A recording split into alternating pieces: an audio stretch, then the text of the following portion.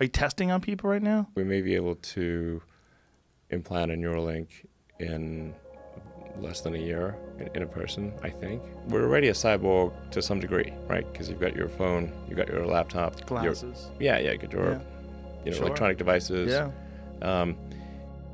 And if you don't bring your phone along, it's like you have missing limb syndrome. It's like, feels like something's really, really missing. So we're already partly a cyborg or an AI symbiote, essentially. It's just that the data rate to the electronics is slow. So, especially output. Like you're just going with your thumbs. I mean, like, what's your data rate? Maybe optimistically 100 bits per second. That's being generous. And now the computer can communicate at like, 100 terabits. So certainly, gigabits are trivial at this point. Basically, your computer could do things a million times faster. Or at a certain point, it's like the AI is like talking to a tree. Okay, it's just boring. You can talk to a tree.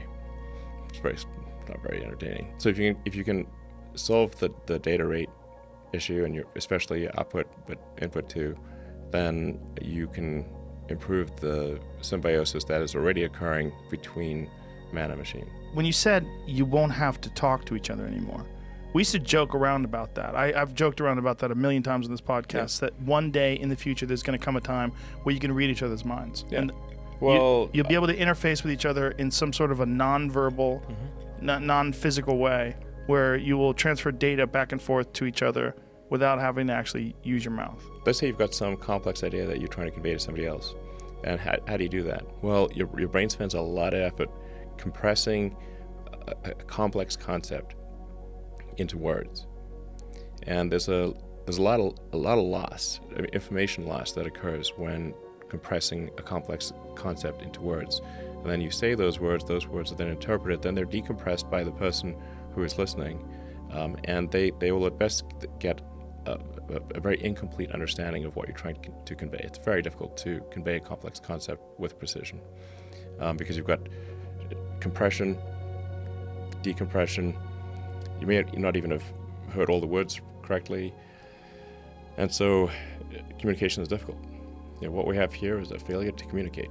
It's Cool Aunt Luke. There's an interpretation factor too. Like you can choose to interpret certain series of words in different ways, and they're dependent upon tone, dependent upon social cues, even facial expressions, sarcasm. There's a lot of variables. Sarcasm is difficult. Yes. Yeah.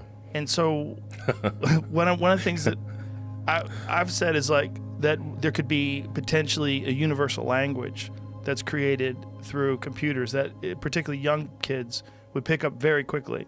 Like my kids do TikTok and all this jazz, and I don't know what they're doing. They just know how to do it, and they know how to do it really quickly. Like they learn really quickly, and they show me how to edit things. And it's if you taught a child from first grade on how to use some new universal language, I mean essentially like a Rosetta Stone, and something that's done that interprets your thoughts, and you can convey your thoughts with no room for interpretation, with clear.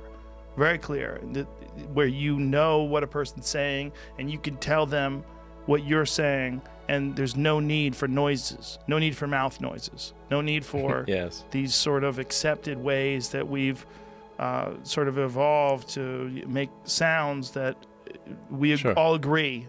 We through our cultural dictionary and we agree or certain we could bypass all that. Yeah, we can still do it for fun, sentimental reasons, right? Like campfires. Yeah, exactly. You don't need campfires. You don't need to roast marshmallows. It's kind of fun. Right. You would be able to communicate very quickly and with far more precision ideas. And language would... I'm not sure what would happen to language. But you could probably... In a situation like this, you would be able to just... It would be kind of like the Matrix. You want to speak a different language, no problem. Right. Just wire it, or just download the program. Whew. Right. So, at least for the first few iterations, Well, the first few iterations are, I mean, what I'm talking about is like in the limit over time, you know, with a lot of development. The first few iterations, really in the first few versions, all we're going to be trying to do is solve brain injuries. So it's like, don't worry that it's not going to sneak up on you. This will take a while. How many years before you don't have to talk? If the development continues to accelerate, then maybe like 5 years, 5 to 10 years. That's quick. That's really quick. That's the best case scenario. No talking anymore in 5 years. Best case scenario. But 10 years more like it.